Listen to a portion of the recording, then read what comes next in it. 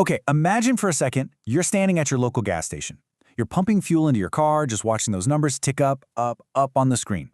And you might be wondering, who exactly decides that price tag? It's really easy to think it's just your local government, or maybe the gas station owner down the street. But what if I told you that the price you are paying right this very second is actually being heavily influenced by events happening thousands of miles away, inside a narrow, distant waterway you might never have even heard of?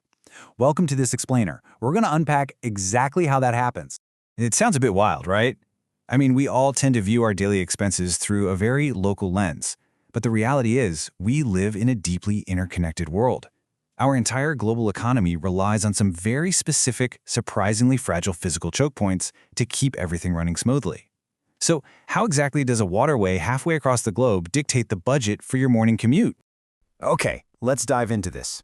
When you look at the Strait of Hormuz from above at night, it's illuminated by city lights that basically taper into a tiny, incredibly narrow bottleneck.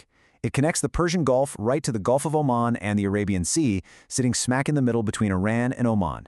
Now, despite its incredibly small geographic footprint, this tight passage is, quite literally, the single most important maritime choke point on the planet. The contrast between its tiny geographic size and its massive global importance is absolutely staggering. To really understand that importance, you honestly only need to look at one number: 20 million. Under normal, everyday conditions, an astounding 20 million barrels of oil flow through this incredibly narrow gate every single day.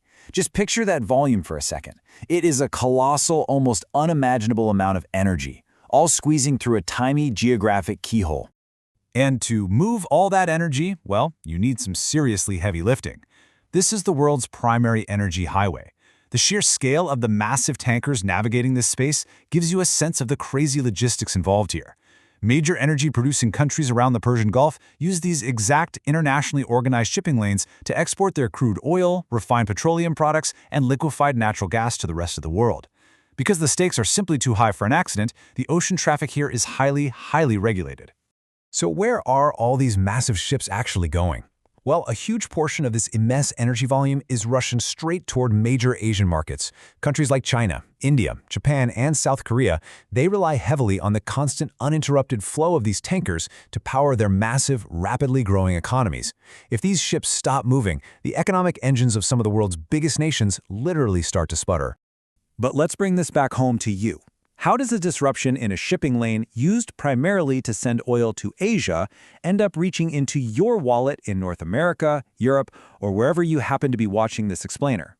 The global oil market is heavily integrated, for sure, but the real mechanism that drives your prices up is actually a fascinating chain reaction.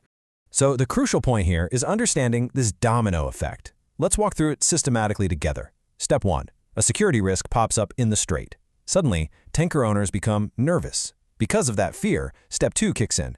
The companies that insure these massive, multi-million-dollar ships instantly hike their premiums. That leads us directly to Step 3. Overall shipping suddenly becomes vastly more expensive. Now moving to Step 4, global traders see these costs and fear a reduction in supply, causing global oil prices to shoot up. Finally, Step 5, local refineries have to pay more for that crude oil, which means their production costs go up and, you guessed it, they pass that exact cost directly to you at the pump. Now, what's really interesting about this is the human element of this global financial nervous system. For traders who are constantly monitoring volatile, red-hot global markets, tensions in the strait translate almost instantly into economic pressure. While it's true that those tensions don't dictate every single price movement, because fuel prices are incredibly complex, global panic is visceral. The fear of a disruption can literally be just as expensive as an actual physical disruption. And it is absolutely critical to understand that this is not just about oil. When merchant vessels face physical danger, they have to slow down, wait, or completely avoid these waters to protect their civilian crews.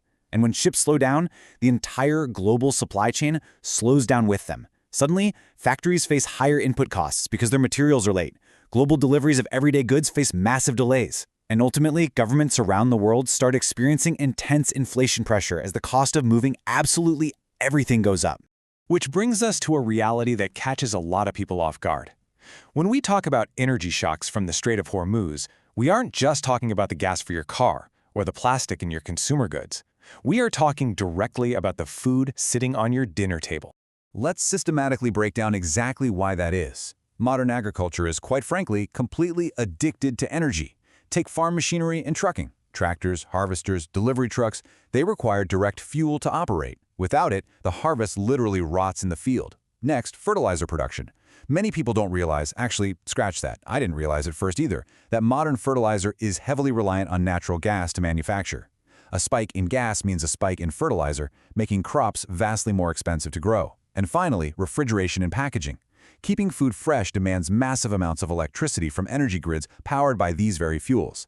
So a shock in the Strait of Hormuz inflates the cost of your bread, your vegetables, your meat. And tragically, it's the poorer, energy-importing nations that are the most exposed to these devastating shocks.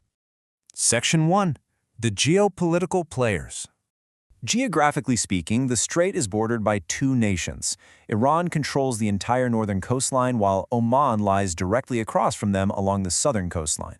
Meanwhile, thousands of miles away, the United States maintains a major, continuous naval presence in the Gulf. From the U.S. perspective, ensuring the freedom of navigation through this specific corridor is considered a vital strategic interest for global economic stability. All of this creates an environment where military posturing from any of these players immediately alarms global markets. So, given all this risk, a logical question naturally comes to mind, right? If this tiny waterway is so vulnerable and so important, why don't we just go around it? Can the Strait of Hormuz simply be bypassed? The short answer is incredibly sobering. As the saying goes, the world has emergency exits, but none are wide enough for the entire crowd. And this brilliantly illustrates why a complete bypass is impossible. It's true that some oil can travel through alternate overland pipelines to bypass the strait, but those pipelines completely lack the sufficient capacity to handle 20 million barrels a day. The region faces severe infrastructure limits, and the world simply does not have adequate emergency storage capacity to buffer a long-term closure. It is geographically and time-prohibitive to reroute entirely. We are essentially trapped, locked into relying on this one physical maritime choke point. Section 2. 3 possible future scenarios. Experts model a few hypothetical scenarios for what could happen next. Keep in mind these are strictly analytical models, not guaranteed predictions. Scenario 1. Tensions decline. In this optimistic view, shipping normalizes, those sky-high insurance premiums drop, and global markets stabilize.